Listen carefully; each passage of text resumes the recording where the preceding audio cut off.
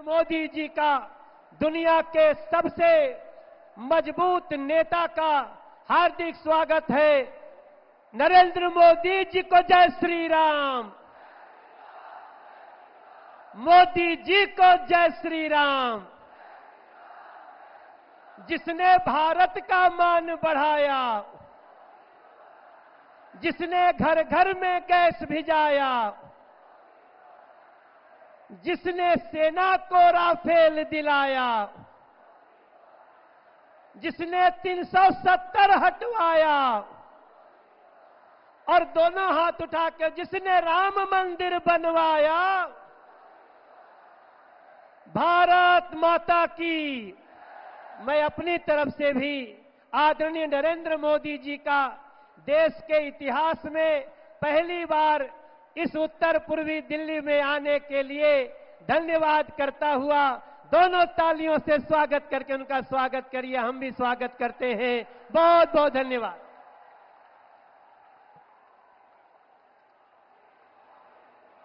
स्वागत है भाई, स्वागत है मोदी जी का, स्वागत है, स्वागत है भाई, स्वागत है, स्वागत है भाई, स्वागत है। मोदी जी को जय श्री राम, जय श्री राम, जय श्री राम। जोरदार तालियों की गड़गड़ाहट के साथ हमारे यशस्वी जनप्रिय जननेता आदरणीय प्रधानमंत्री जी के स्वागत के लिए मैं बुलाना चाहती हूं भाजपा दिल्ली प्रदेश के आदरणीय यशस्वी अध्यक्ष भाई वीरेंद्र सचदेवा जी को। वे आए और भारत के लोकतंत्र के मंदिर नई संसद का चित्र देकर स्वागत करें। आदरणीय वीरेंद्र सचदेवा जी।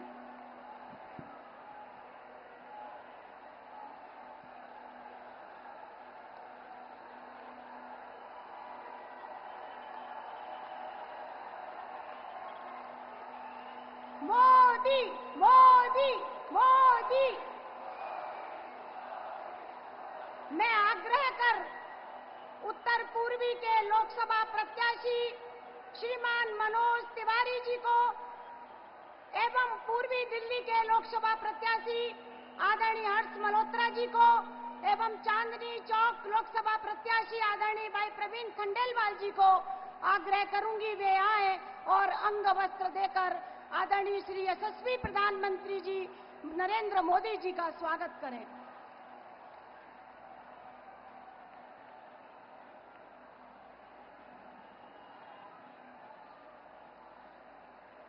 नारी शक्ति की प्रतीक हमारी बहनें श्रीमती रेखा गुप्ता, श्रीमती सारिका जैन, श्रीमती मीरा अग्रवाल जी, श्रीमती पूनम चौहान और श्रीमती ऋचा पांडे मिश्रा जी से मैं आग्रह करूंगी कि हनुमान जी की मूर्ति भेंट कर आदरणीय यशस्वी प्रधानमंत्री श्री नरेंद्र मोदी जी को भेंट करें।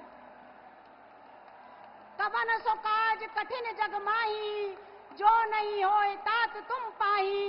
पूरे ब्रह्मांड के कण कण को ऊर्जा देने वाले पवन पुत्र हनुमान की, सियापत रामचंद्र की। अब मैं आग्रह करूंगी श्रीमती यशोदा देवी अपने परिवार के साथ आएंगी जिन्होंने सीएए कानून के संशोधन के बाद भारतीय नागरिकता प्राप्त की है। वे हृदय से अपने परिवार के साथ आकर मोदी जी को धन्यवाद देना चाहती हैं। मोदी मोदी मोदी। और अब सुश्री दिया भारती जी से मैं आग्रह करूंगी वे आए और अपने हाथों से बनाई गई चादर हमारे जनप्रिय नेता आदरणीय श्री नरेंद्र मोदी जी को अपने हाथों से भेंट करें।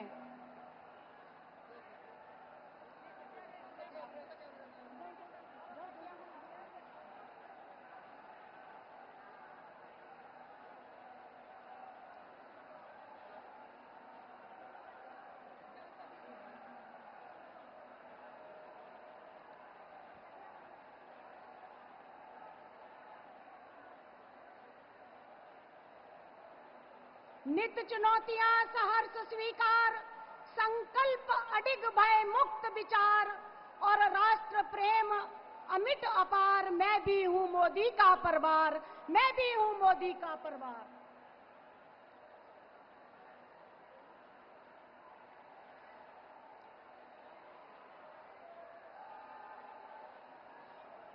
और अब जिनको सुनने के लिए हम सदैव उत्सुक रहते हैं, विश्व के सबसे बड़े लोकतंत्र के जनप्रिय नायक, जिन्होंने अपने 23 वर्षों के राजनीतिक कार्यकाल को बेदाग, निर्भय एवं दृढ़ इच्छा शक्ति से भारत को विश्व की 5वीं अर्थव्यवस्था बनाया।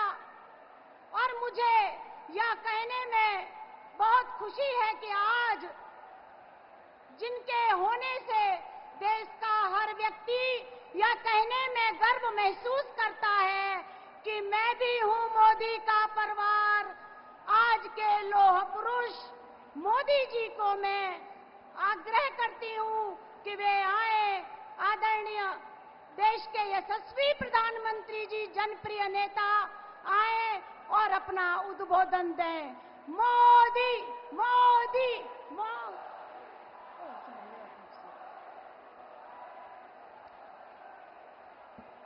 मैं माफी चाहूंगी। मैं भारतीय जनता पार्टी दिल्ली प्रदेश के यशस्वी अध्यक्ष, जिनके कार्यकर्ता निष्ठ भाव से आज दिल्ली प्रदेश हमारा ऊंचाइयों पर पहुंच रहा है, ऐसे वीरेंद्र सचदेवा जी को आग्रह करूंगी कि वे आए और अपना उद्बोधन दें।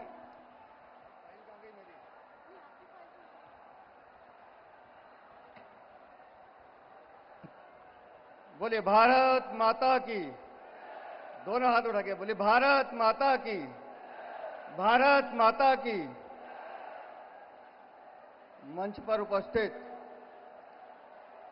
विश्व के सर्वाधिक लोकप्रिय नेता, परम आदरणीय प्रधानमंत्री जी, मंच पर उपस्थित मेरे सभी सम्मानित साथीगण, साथियों, ये हर्ष का विषय है कि आज हम दिल्ली वाले माननीय प्रधानमंत्री जी के सामने रूबरू हो रहे हैं और हम सब आज उनको सुनना भी चाहते हैं।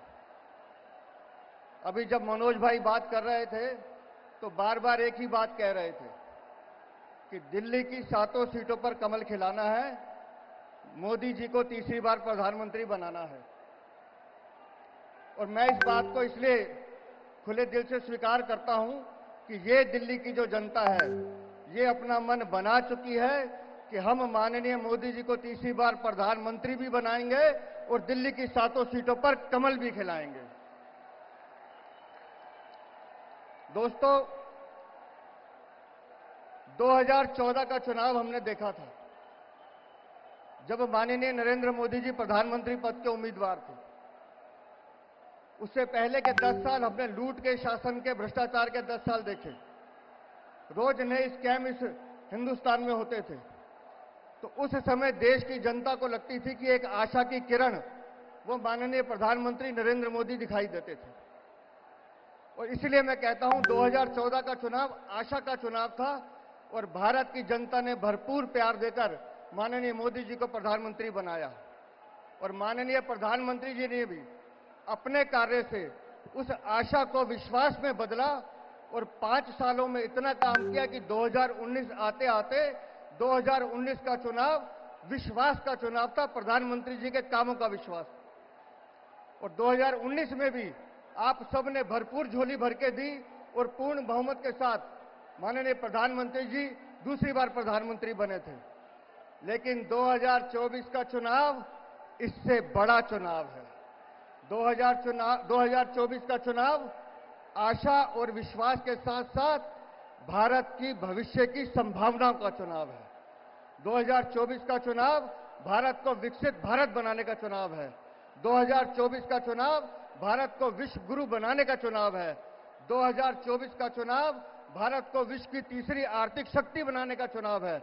इसलिए मैं कहता हूं कि इस चुनाव में 25 मई को दिल्ली का हर मतदाता अपने घर से निकलेगा, अपने आस पड़ोस को इकट्ठा करेगा, अपने रिश्तेदारों को फोन करेगा, अपने दोस्तों को फोन करेगा और एक ही बात कहेगा कि हम सबको मोदी जी को जिताना है, कमल का बटन दबाना है। मैं जानता हूं कि आज हम सब माननीय प्रधानमंत्री जी का संबोधन सुनेंगे और दिल्ली में जिस तरह से विकास के कार्य माननीय प्रधानमंत्री जी के नेतृत्व में हुए हैं, हम एक्सप्रेसवे देखते हैं, दिल्ली मेरठ एक्सप्रेसवे हो, द्वारका एक्सप्रेसवे जिसका उद्घाटन अभी माननीय प्रधानमंत्री जी ने किया था, दिल्ली देहरादून एक्सप्रेसवे हो, दिल्ली मुंबई एक्सप्रेसवे हो, दिल्ली जयपुर एक्सप्रेसवे हो, ईस्टर्न वेस्टर्न पेरिफेरल एक्सप्रेसवे हो, ऐसे कई विकास के काम। और अभी मनोज भाई बता रहे थे ये एलिवेटेड रोड जो देहरादून जा रही है, ये भी माननीय प्रधानमंत्री जी की देन है।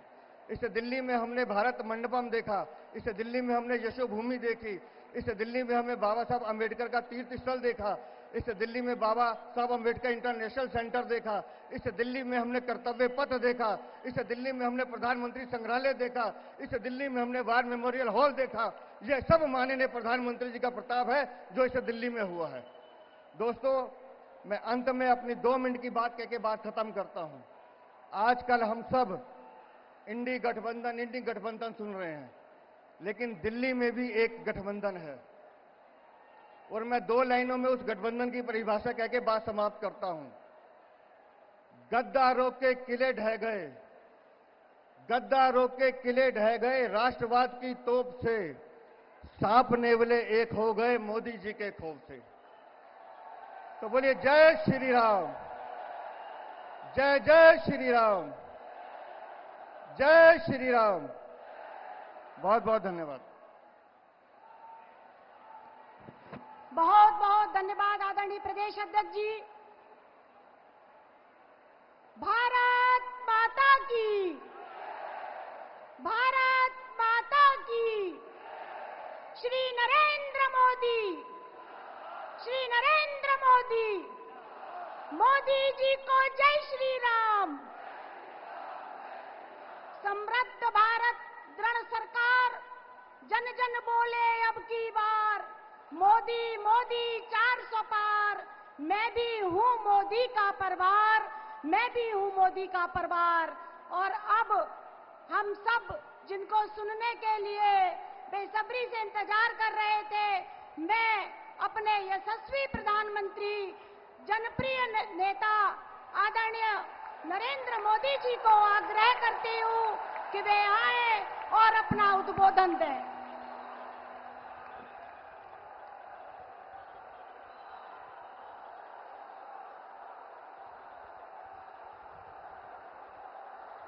भारत माता की,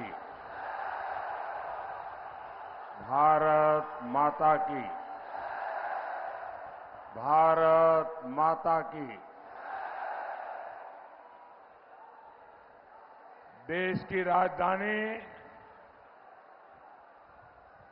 दिल्ली के सभी भाई बहनों को मेरा नमस्कार।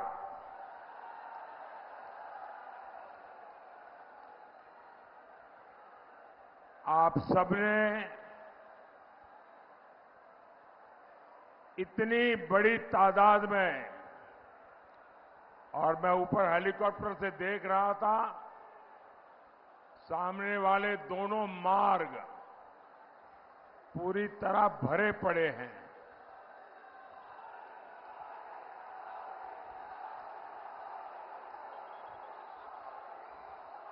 ये उमंग, ये उत्साह इस बात का गवाह है कि फिर एक बार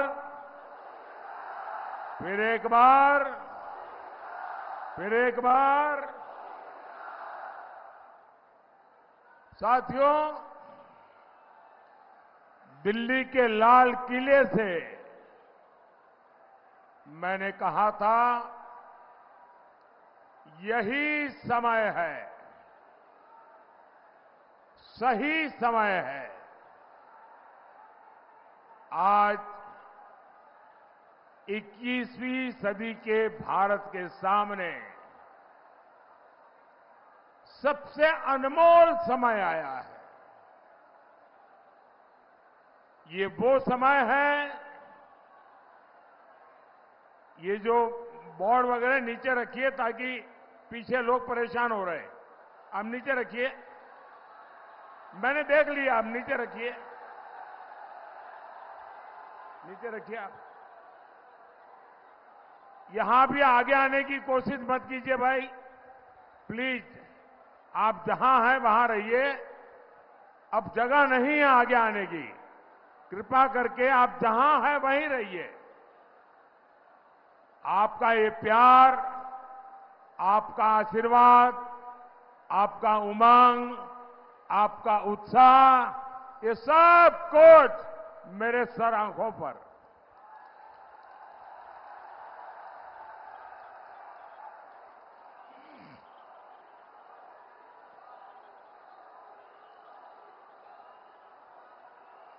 साथियों,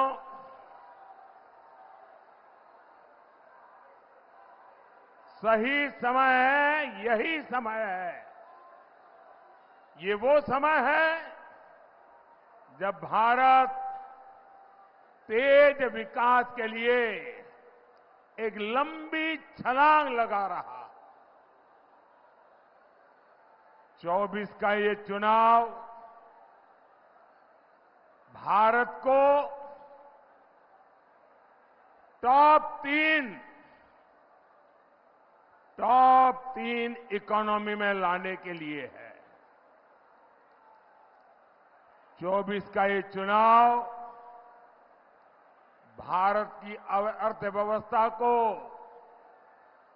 उन ताकतों से बचाने के लिए भी है जो अपनी आर्थिक नीतियों से भारत को दिवालिया कर देना चाहती है। 24 का ये चुनाव भारत में गरीब के लिए, मध्यम वर्ग के लिए उनका जीवन आसान बनाने के लिए, उसके जीवन में खुशियां लाने के लिए है। और 24 का ये चुनाव गरीब और मध्यम वर्ग को उन ताकतों से बचाने के लिए है जो उनकी संपत्ति छीन लेना चाहते हैं। 24 का ये चुनाव भारत के युवाओं के लिए नए अवसर बनाने के लिए है। चाहे स्पेस सेक्टर हो, सेमीकंडक्टर हो, ग्रीन एनर्जी हो, सोलर रिवॉल्यूशन हो, इलेक्ट्रिक व्हीकल का युग हो, हर क्षेत्र में युवाओं को आगे बढ़ाने के लिए है। और दूसरी ओर 24 का ये चुनाव उस परंपरा को, उस सोच को भी हराने का चुनाव है जिसने बरसों तक भाई भतीजावाद, परिवारवाद के चलते भारत के युवाओं का भविष्य बर्बाद करके रख दिया है। 24 का ये चुनाव मजबूत भारत बनाने के लिए है और 24 का ये चुनाव उन ताकतों को परास्त करने के लिए है जो भारत को कमजोर करना चाहती है। तो देश की राजनीति को एक मजबूत सरकार चाहिए, देश की राजधानी को दुनिया में प्रतिष्ठा मिले, देश की राजधानी दुनिया के लिए आकर्षण का केंद्र बने। और इसलिए इस देश को चाहिए फिर एक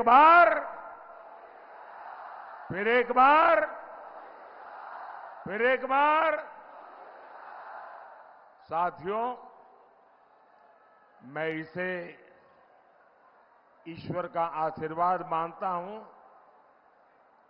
कि परमात्मा ने मुझे देश के विकास को तेज गति देने के लिए आपकी सेवा में भेजा है। 50-60 साल पहले मैं अपना घर छोड़ करके निकला था। तब मुझे भी पता नहीं था कि एक दिन लाल किले पर तिरंगा फहराऊंगा।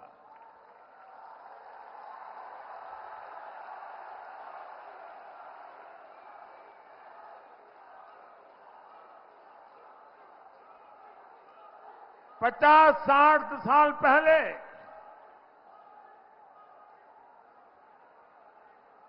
जब घर छोड़ा, सब कुछ छोड़ चुका था, सब कुछ छूट गया था। लेकिन तब मुझे पता नहीं था कि एक दिन 140 करोड़ भारतीय ही मेरा परिवार बन जाएंगे।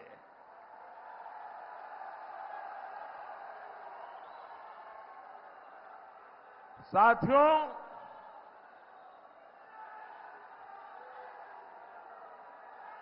न अपने लिए मैं जिया हूं, न अपने लिए मैं जन्मा हूं। मैं आपके लिए और आपके बच्चों के उज्जवल भविष्य के लिए जी जान से खप रहा हूं।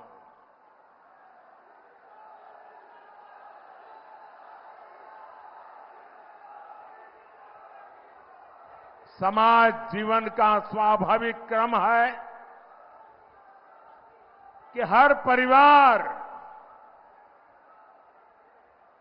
घर का हर मुखिया अपने वारिस के लिए सोचता है, योजना बनाता है और कुछ करता भी है। मुझे तो वो भी नहीं करना है। मेरा कोई वारिस नहीं है। अगर मेरा कोई वारिस है तो आप ही मेरे वारिस हैं। 140 करोड़ देशवासी वही मेरे वारिस है। और इसलिए मैं आपके लिए ही दिन रात मेहनत कर रहा हूं। मेरा पल पल आपके लिए, मेरा पल पल देश के लिए।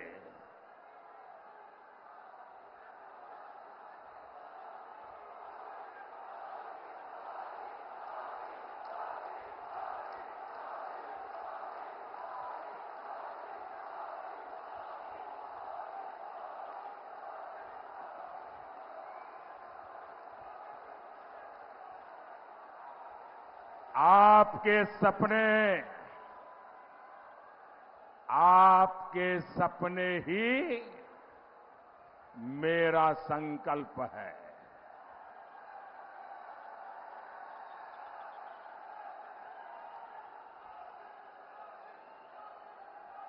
आपके सपने सफल हो, इसीलिए ये जिंदगी आपके लिए कुर्बान है।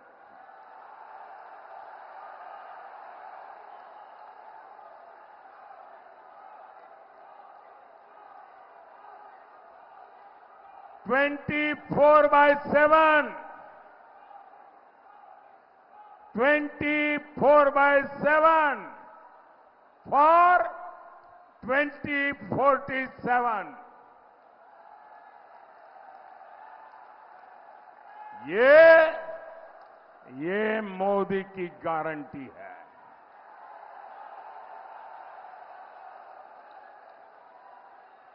और साथियों,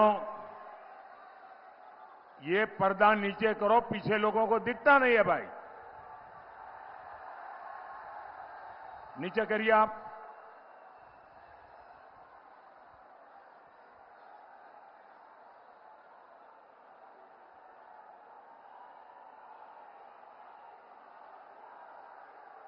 साथियों, देश को मजबूत बनाना है, इसके लिए मजबूत सरकार चाहिए और मुझे भी मजबूत साथी चाहिए। और इसलिए दिल्ली में भी ऐसे हमारे सभी उम्मीदवारों को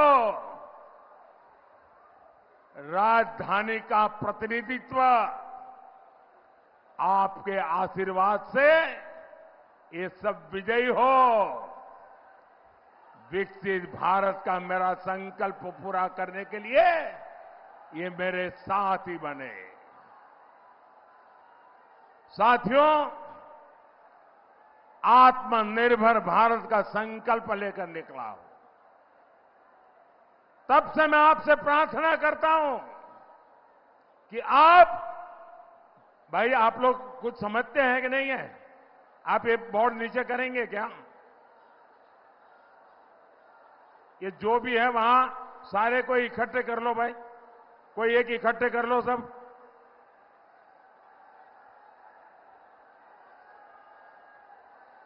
भाई आपका प्यार मेरे सर आंखों पर, लेकिन प्यार इतना मत करो कि पीछे वालों को दिखाई ना दे।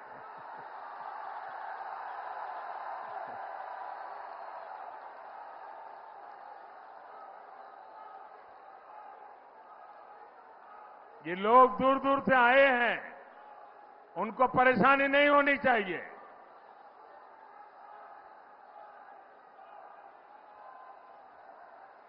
साथियों, आप चाहते हैं देश में फिर एक बार मजबूत सरकार बने?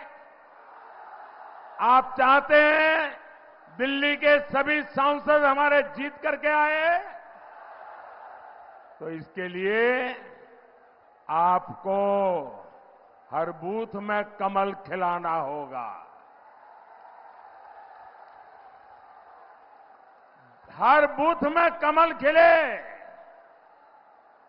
तभी तो देश मजबूत होगा। साथियों, विकसित होते भारत की राजधानी भी विकसित दिखनी चाहिए, विकसित होनी चाहिए। आपने G20 सम्मेलन के दौरान देखा है कैसे दुनिया के शीर्ष नेता दिल्ली को देखकर चकित थे। आज यहां भारत मंडपम और यशोभूमि जैसे आधुनिक कन्वेंशन सेंटर बन रहे हैं। नया संसद भवन हमारी शान और बढ़ा रहा है। नेशनल वॉर मेमोरियल आजादी के बाद देश के जवान इसके लिए मांग करते थे, प्रतीक्षा करते थे। देश का दुर्भाग्य देखिए, जब तक मोदी नहीं आया, दिल्ली में बैठी हुई सरकारों को देश के वीर जवानों के सम्मान में वॉर मेमोरियल बनाने का उनको महत्व नहीं समझ आया। देश में लोगों की सुरक्षा करते करते करीब 35,000 पुलिस के जवान शहीद हुए। हमारी रक्षा करते करते शहीद हुए। उन पुलिस मेमोरियल के लिए देश के पुलिस के जवानों को 70 साल इंतजार करना पड़ा।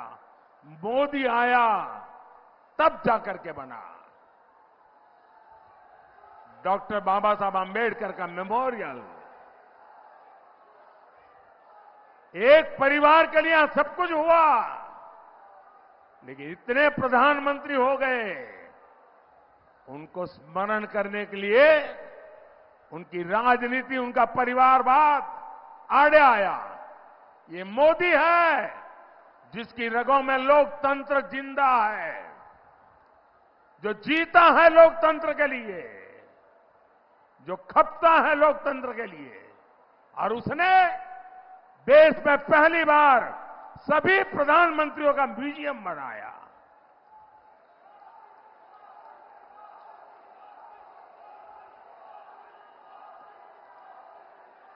ऐसे अनेक स्मारक बन रहे हैं जो आधुनिक दिल्ली के दर्शन कराते हैं। हर शाम जब कर्तव्य पथ पर हजारों परिवार खुशियां के पल बिताते हैं, तब लगता है कि मेरी मेहनत सफल हो रही है। साथियों, मोदी का 10 वर्ष का सेवा काल दिल्ली के इंफ्रास्ट्रक्चर के लिए एक ट्रांसफॉर्मेशन का कालखंड रहा है। मेरा फोकस रहा है ईज ऑफ लिविंग पर, ईज ऑफ ट्रैवल पर। 10 साल पहले दिल्ली में नेशनल हाईवे की लंबाई 80 किलोमीटर थी, 80 किलोमीटर थी। अब ये 160 किलोमीटर से ज्यादा हो गई है, 160 किलोमीटर से ज्यादा हो गई है। इन 10 सालों में 4 लेन के हाईवे, इसकी लंबाई 2 गुनी हो गई है।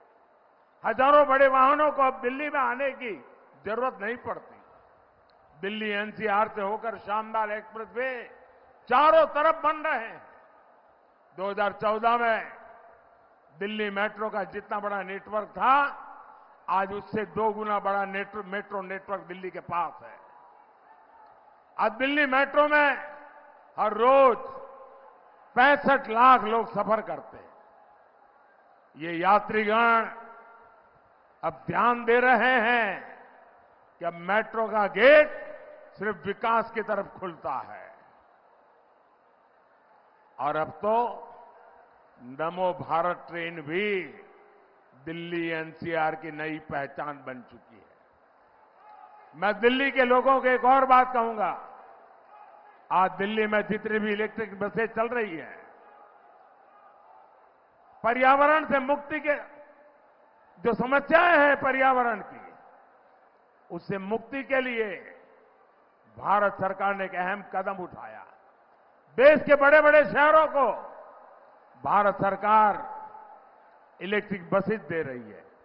आपने देखा होगा दिल्ली को भी भारत सरकार ने ऐसी सैकड़ों बसें दी हैं, ताकि दिल्ली के लोगों की सुविधा भी बढ़े और पर्यावरण की भी रक्षा हो।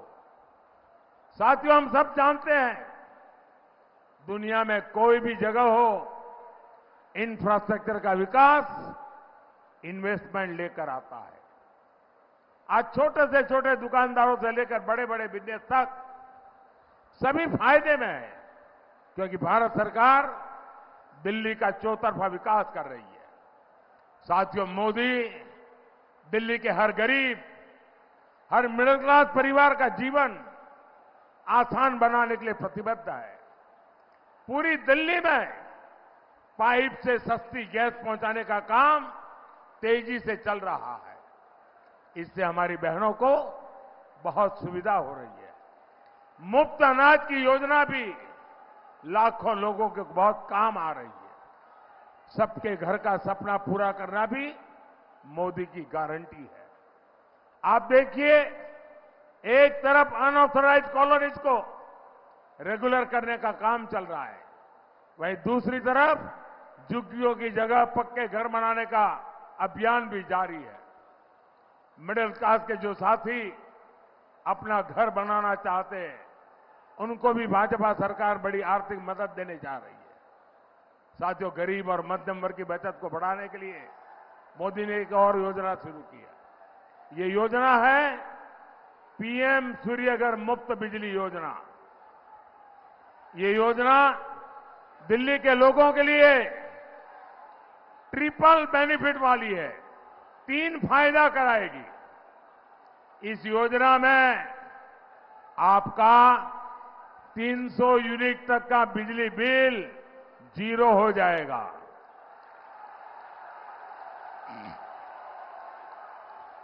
बिजली बिल 0। और इसके लिए भारत सरकार 75,000 रुपीज, 75,000 रुपये तक की मदद देगी। और ये ऑनलाइन रजिस्ट्रेशन चालू हो चुका है। इस 75,000 रुपये से अपने घरों पर सोलर पैनल लगाएं, घर में जो इस्तेमाल करने की बिजली की जरूरत है उपयोग कीजिए, और जो अतिरिक्त बिजली होगी वो सरकार खरीदेगी, उससे आपको कमाई होगी।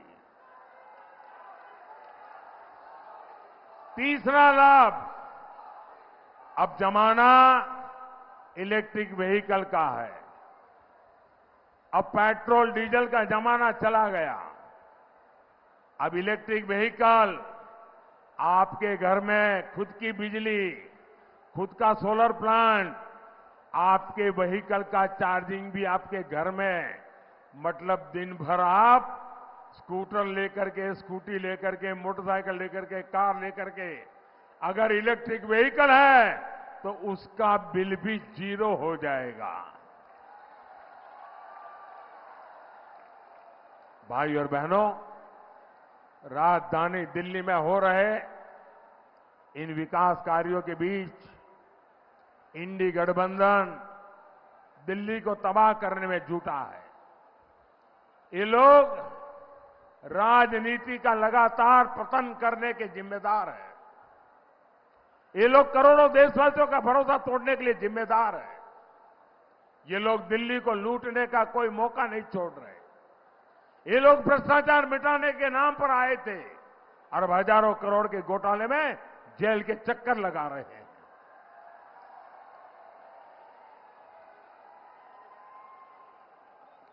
और ये कांग्रेस, ये तो पूरी तरह एक्सपोज हो गई है। पहले कांग्रेस वाले पत्रकार वार्ता करते करते करते क्रेडिट लेने के लिए तूफान मचाए रखा था। वो कहते थे शराब घोटाले के पर्दाफाश का क्रेडिट कांग्रेस को जाता है। फिर शाही परिवार के कहने पर भ्रष्टाचारी को ही गले लगा लिया। कांग्रेस के स्थानीय नेताओं को भी समझ नहीं आ रहा है कि करे तो क्या करे।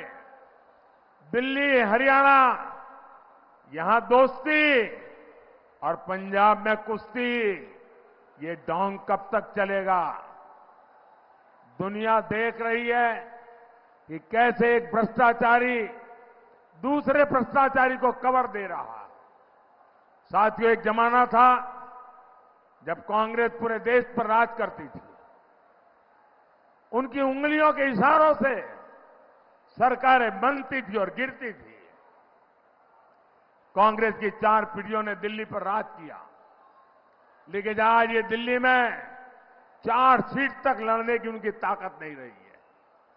कांग्रेस इस सीट पर भी नहीं लड़ पा रही है जहां देश की सौंदर्य है और जहां इनका 10 जनपद का दरबार है।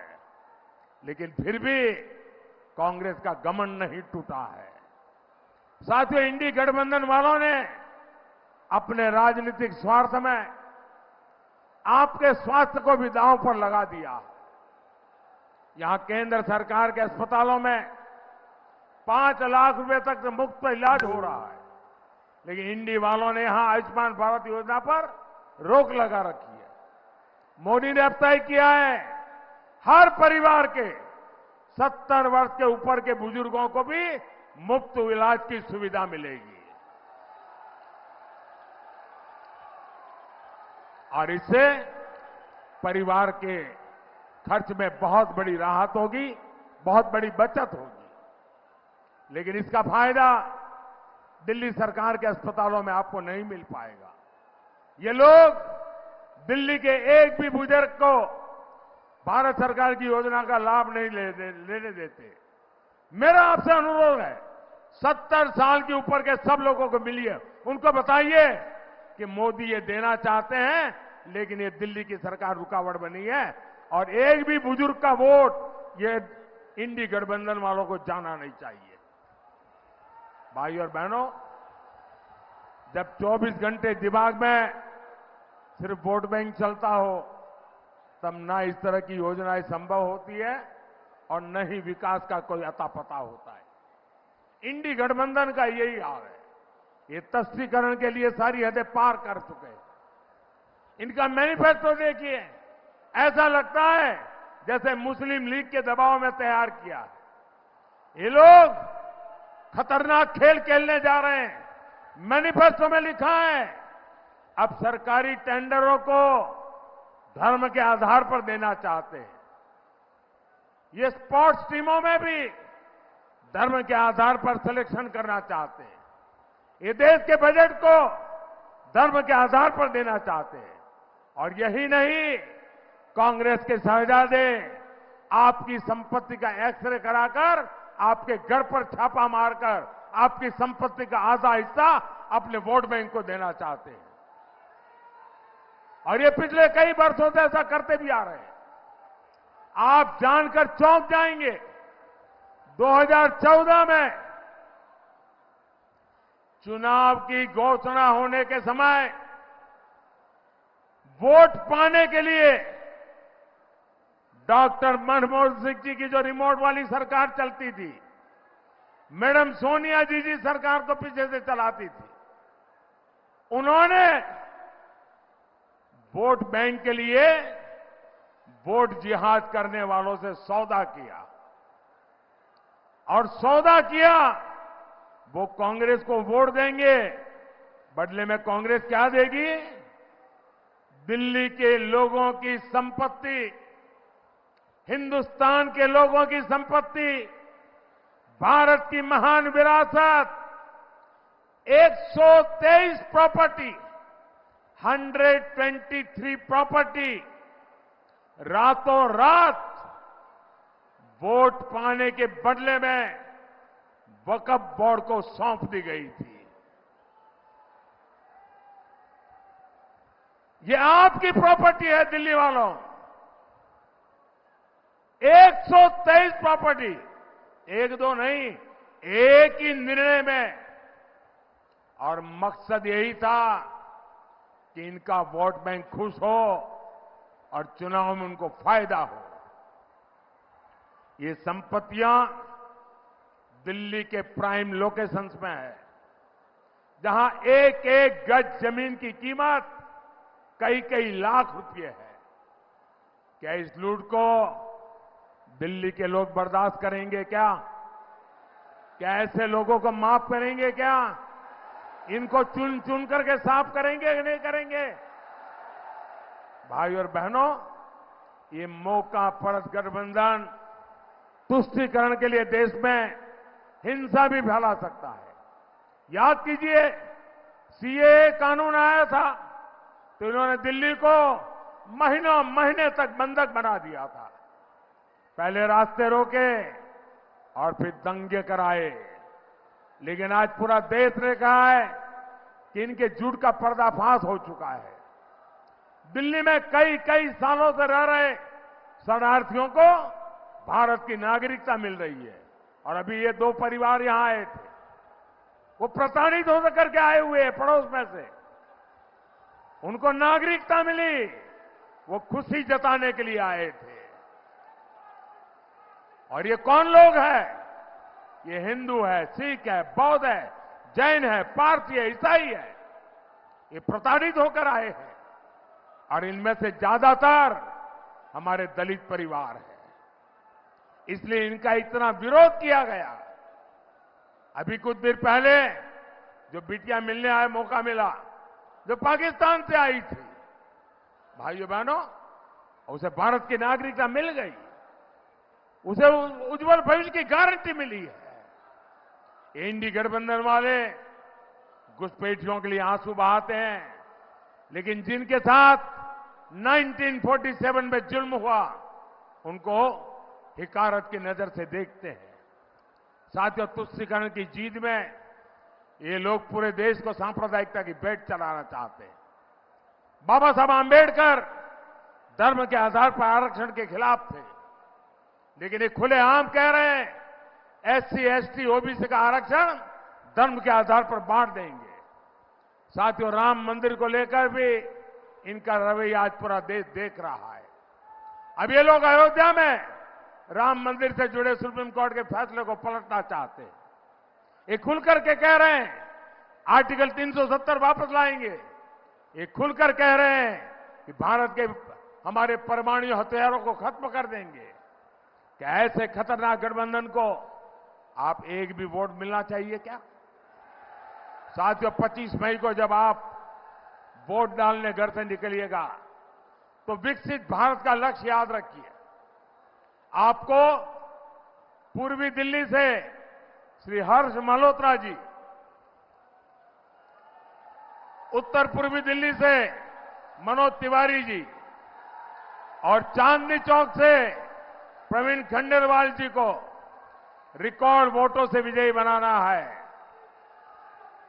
और मेरा आप सबसे आग्रह है, पहले मतदान फिर जलपान, पहले मतदान फिर जलपान।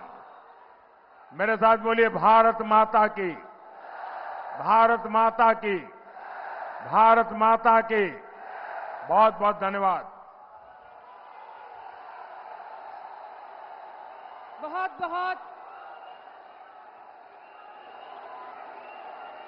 बहुत बहुत धन्यवाद मोदी जी।